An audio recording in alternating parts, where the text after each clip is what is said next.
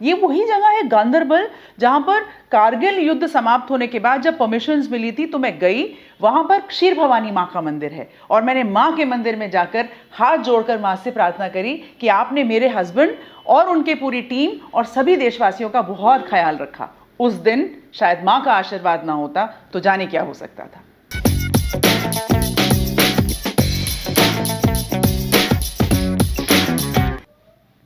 जय हिंद। मैं doctor Sapna Agrawal from I big wonder intelligence school. 9 अप्रैल सन 1999 जब 3 साल की शादी के बाद मुझे एनिवर्सरी पर तब मेजर पीयूष ने बिल्कुल विश नहीं किया। मैंने आपको बताया था, मैं आज आपको वो कहानी और वो घटना सुनाने जा रही हूँ जिसको कारगिल युद्ध के बाद मैंने सुना। हाँ, 10 अप्रैल को मुझे फ़ोन करके मेजर पीयूष ने तब उस वक्त हैप्पी एनिवर्सरी विश किया और ये कहा था, हैप्पी एनिवर्सरी डियर, अब हम we can celebrate many anniversaries together.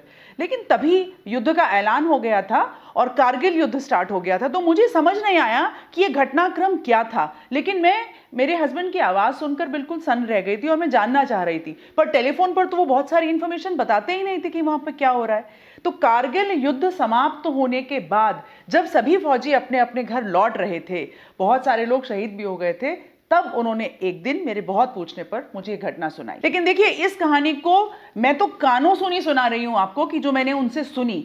मैं आपको ये कहानी आंखों देखी आज मेजर पीयूष जो उस वक्त अब कर्नल पीयूष, मैं उनके ही मुंह से आपको कहानी सुनवाती हूं, तो अब आप कहानी आगे उनसे सुने।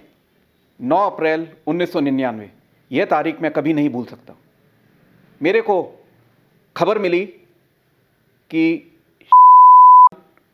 अपनी पूरी टीम के साथ हमारे इलाके में सक्रिय हो चुका है। ये पाकिस्तान से वापस आया था और ये वो वाकया है जब कुछ ही दिनों बाद हमारे देश ने कारगिल युद्ध देखा था। मेरे को जैसे ही खबर मिली, मैं उस वक्त वहाँ पर जिला गांदरबल इलाके में कंपनी कमांडर था और मैंने अपनी टीम को साथ प्लान बनाया कि मेरे को किसी भी हालत में खान को न्यूट्रलाइज करना है।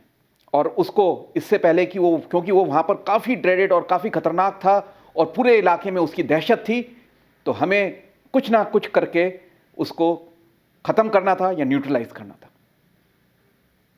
9 अप्रैल की तारीख के दिन मैं सुबह सुबह अपनी टीम के साथ उस गांव की तरफ पेट्रोल लेके गया। पहाड़ी इलाका था, नीचे एक नदी बह रही थी और मैंने एक पुल क्रॉस करके जब हम उस गांव की तरफ बढ़ रहे थे, अप्रोच कर रहे थे, तो बीच में एक घर था जो शेर खान की मदर रहती थी, वहाँ पे उसकी माँ रहती थी। मैंने सोचा कि चलो कुछ तहकीकात की जाए और हमने उस घर में एंट्री ली। माँ ने कहा कि मेरा बेटा तो पाकिस्तान में गया हुआ है और शायद मर चुका है। मैंने कुछ एक चंद सवाल किए, तभी मेरी निगाह उसके घर में एक ऊपर छत की जो एक दुछत्ती बोलते हैं हमारे, वहाँ पर एक शूज़ का जूतों का डिब्बा रखा हुआ था। तो मैंने अपने टीम के जवान को कहा कि जरा चेक करो कि ये जूते का डिब्बा क्यों रखा हुआ है और कैसा है। जवान गया, मेरी टीम गई, उसने जूते का डिब्बा उतारा और देखा तो एक अंदर पुराने घिसे हुए शूज़, स्पोर्ट शूज़ रखे हुए थे जो कि पूरे मिट्टी में और गंदे थे, लेकिन डिब्बा नया था। और वो देखकर मेरे को ज़रूर, मेरी इंस्टिंक्ट ने कहा कि कुछ ना कुछ गड़बड़ ज़रूर है। माँ ने बड़े कन्विक्शन से कहा कि वो तो पाकिस्तान में है, कभी नहीं आया। मैंने पूछा ये डिब्बा किसका है, ये उसने कहा ये बहुत पुराना है। खैर, हमने कहा कि अगर आपको कुछ नॉलेज है, कुछ जानकारी है तो हमें बताइए, तो उसने नहीं बताया। हमने वहाँ से आगे बढ़े और अब मैं आपको एक बड़ी इंटरेस्टिंग चीज़ बताऊंगा कि हम इंटेलिजेंस पर लाखों रुपए खर्च करते हैं, लेकिन उस दिन मेरी एक 50 पैसे की टॉफ़ी ने जो इंटेलिजेंस दी वो लाखों रुपए की कीमत से ज़्यादा कीमती थी। हम थोड़ा आगे बढ़े, गांव में अप्रोच किया और मैं अमूमन जब पेट्रोल्स पे और इस तरह से जाता था, अपनी एक पॉकेट में कुछ टॉफ़ीज़ ज़रूर रखता था और आसपास अगर बच्चे नज़र आ जाए तो मैं उनको दे देता था, या कभी कभार खुद भी जब चलते हुए एक आध टॉफ़ी मुंह में रख लेता था। तो जैसे हम गांव में घुसे अंदर, तो एक अजीब सा सन्नाटा छाया हुआ था। लोगों ने मेरी तरफ देखकर जय हिंद कहा, पर आंख से आंख नहीं मिला रहे थे। और हमारी फौजियों की गट फीलिंग बड़ी स्ट्रांग होती है जो वहाँ पर ऑपरेट करते हैं, और उस गट फीलिंग ने कहा कि हाँ, आज कुछ अच्छा होने वाला है या कुछ अद्भुत होने वाला है। थोड़ा और आगे बढ़े, एक ग्रुप ऑफ स्टूडेंट्स, एक group of children were playing. मैंने उनको बुलाया, छोटे छोटे बच्चे थे। उन्होंने पहले थोड़ा सा घबराहट हुई उन्होंने हमारे पास आने में, पर मैंने उनसे को टॉफ़ी दी और वो आए, खुशी खुशी मेरे पास आए।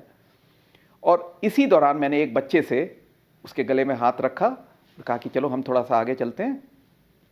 तो पहले तो वो थोड़ा हिचकिचाया, घबराया, लेकिन थोड़ा उसको मेरे ऊपर भरोसा हुआ और वो आगे गया। तो हमने उनसे पूछा बच्चे से कि भाई आप सब ठीक हो, क्या है? हाँ, उसने नॉर्मल बातचीत जैसे बढ़ी, और बीच में मैंने उससे पूछा कि क्या आपने गांव में को देखा है या उसकी टीम को? यह सुनते साथ ही उसका चेहरा एकदम लाल हो गया, घबरा गया, और मेरे से कहने लगा कि नहीं देखा। मैंने कहा कि आप घबराओ मत बच्चे, आप मेरे को बताओ। तो उसने कहा कि सर, मैं अगर आपको बताऊंगा तो मेरे को मार देगा। मैं मनी मन थोड़ा सा स्माइल किया। मैंने कहा कि अगर आप आज मेरे को ये खबर बताओगे आपको मारने की स्थिति में नहीं रहेगा।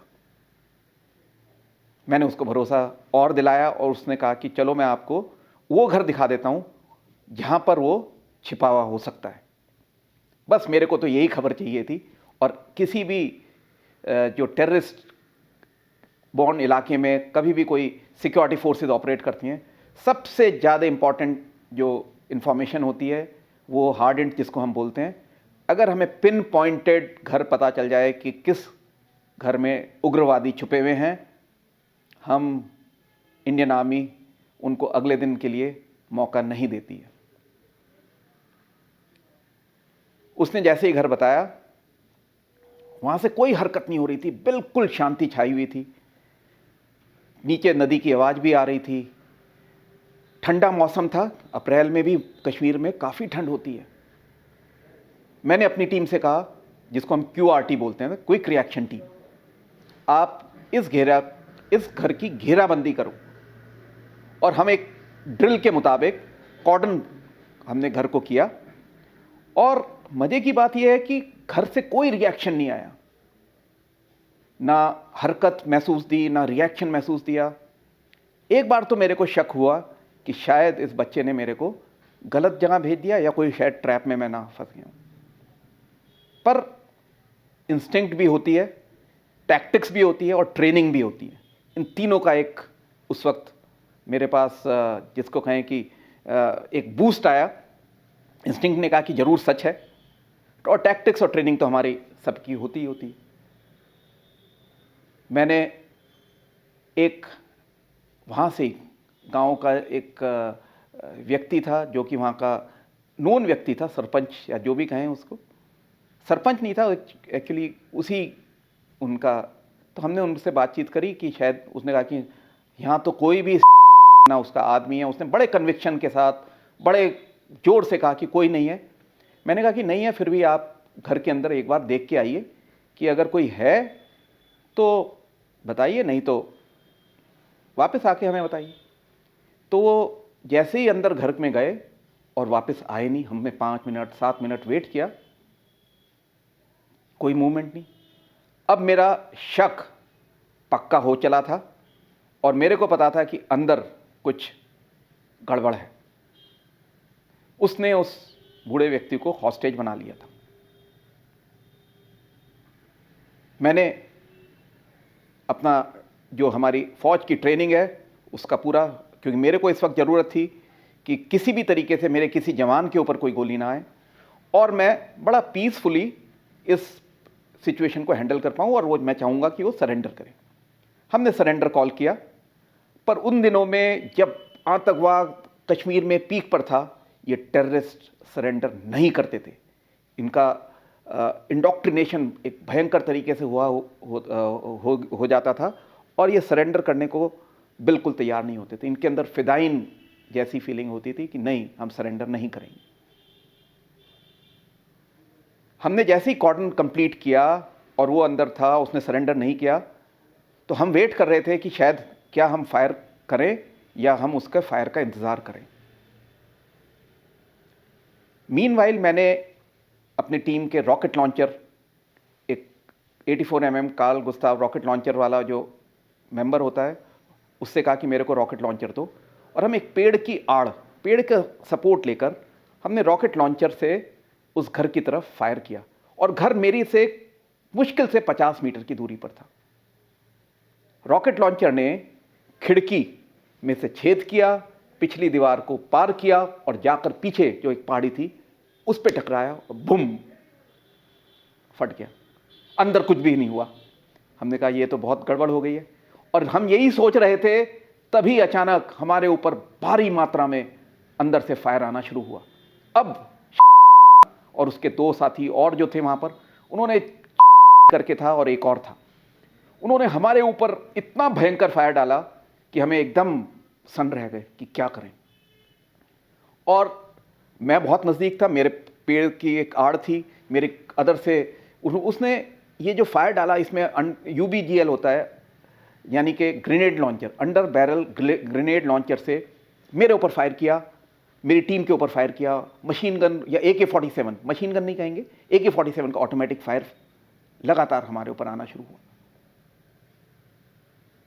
लेकिन हम खुशकिस्मत थे कि उस फायर ने, क्योंकि ये फायर अंधाधुंध फायर था और हम ठीक पोजीशन में थे, मेरे किसी साथी को, मेरे किसी जवान को कोई भी हानि नहीं।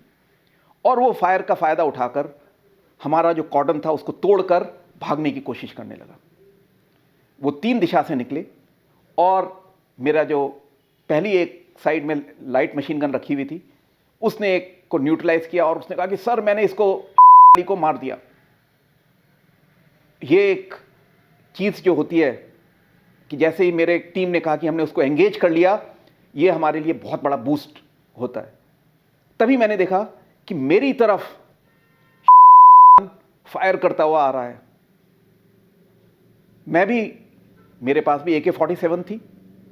फायर इस वक्त शुरू हो चुका था। मैंने निशाना लिया, जैसा मैंने बताया कि घर करीब 50 मीटर की दूरी पर था। वो घर से बाहर निकला और वो फायर करता हुआ मेरी तरफ, मैं, मेरे साथ मेरा एक ऑपरेटर और एक बडी था। मैंने अपनी राइफल उठाई और उसकी तरफ एम करके फायर करना शुरू किया। वो ऑटोमेटिक फायर कर रहा था और मैं सिंगल शॉट फायर कर रहा था। सिंगल शॉट मतलब एक एक गोली। और मेरे को अपनी ट्रेनिंग पर पूरा भरोसा था कि अगर हमने सही निशाना लिया तो उसको गोली लगेगी। पर मेरे को लगा कि जब मैंने 2 शॉट फायर किए तो तब भी उसके बावजूद वो मेरी तरफ भागा आ रहा है और उसकी राइफल से गोलियां चले जा रही हैं। एक दफ़े तो थोड़ा सा अपने ऊपर भी वो हुआ कि आज तो बिल्कुल, और चंद ही सेकंड में वो मेरे से करीब 10-15 फीट की दूरी पर आ गया। मैंने एक और शॉट लिया और ठक, वो वहीं पे ग्राउंड पे गिर गया। उसकी राइफल शांत हो चुकी थी और वो भी शांत हो चुका था। पर हम अपनी ड्रिल के मुताबिक, क्योंकि कई बार हमने देखा था उन दिनों टेररिस्ट हाथ में ग्रेनेड रखते थे और ग्रेनेड लॉब करते थे, इसलिए हमने उसको 2 शॉट और मारे, ये कंफर्म करने के लिए कि वो वहाँ पर मर चुका है। इसके बाद मेरी टीम ने बाकी दोनों टेररिस्ट को भी न्यूट्रलाइज किया और हम उसके पास गए और उससे काफ़ी मात्रा में गोला बारूद, उस घर से काफ़ी चीज़ें हमने रिकवर करी। और ये पूरा एपिसोड जस्ट बिफोर कारगिल। तो देखिए, ये घटनाएं तो, ये तो एक घटना है, ऐसी अनगिनत घटनाएं हर फौजी के जीवन के साथ जुड़ी हुई हैं। जो सच्ची घटनाएं हैं उनकी आंखों देखी घटनाएं हैं। देखिए, आपको कभी भी कोई फौजी मिले ना और वो उन्होंने बताया हो कि वो उन्होंने ऐसे इलाके में काम किया है, अगर उनका मन हो तो पूछ कर देखिएगा, कभी ना कभी वो आपको कोई सच्ची घटना सुना सकते हैं। मैं आपको ऐसी और बहुत सारी घटनाएं सुनाऊंगी, क्योंकि मेरे हस्बैंड ने बहुत लंबा समय वैली में निकाला।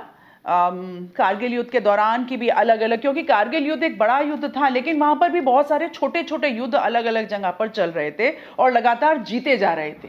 राइट, तो ऐसी बहुत सारी घटनाएं हैं। आप सबके साथ जुड़कर ये कहानी सुनाने का मौका भी मिला। देखिए, कोई भी लेडी तो नहीं भूलती अपनी एनिवर्सरी का दिन, लेकिन मैं तो ये दिन कभी भूल ही नहीं सकती। यहाँ पर तो मुझे नया जीवन मिला था, नहीं तो जाने जीवन क्या हो जाता। राइट, आप मेरे साथ यूं ही जुड़े रहें। मैं आपको बहुत सारी घटनाएं सुनवाती रहूँगी समय समय पर, सुनाती भी रहूँगी समय समय पर। और देखिए, मैं यहाँ पे पता है एक बात बोलूँगी, बच्चे तो बच्चे होते हैं। यह एक बहुत इम्पॉर्टेंट फैक्ट है कि लाखों रुपया हमारा देश खर्च करता है इंटेलिजेंस के ऊपर, पर जो वो 50 पैसे की टॉफ़ी ने उस बच्चे से काम कराया ना, तो क्या है कि बच्चे को सिर्फ प्यार चाहिए होता है। उसको भी प्यार में लगा, उसको लगा कि ये मुझे बचा लेंगे। वो सबको परेशान करके रखता है आतंकवादी, शायद उस बच्चे ने इसलिए इन्फॉर्मेशन बता दी थी। तो क्या सही बोलते हैं, बच्चों में भगवान का रूप होता है, बस उसको सही तरह से तराशना है आपको और मुझे मिलकर। मैं हमेशा कहती हूँ, हर एक को हक है कहने का आई बिग वंडर। आप यूं ही मेरे वीडियोस को लाइक, सब्सक्राइब और शेयर करते रहें। आज के लिए जय हिंद।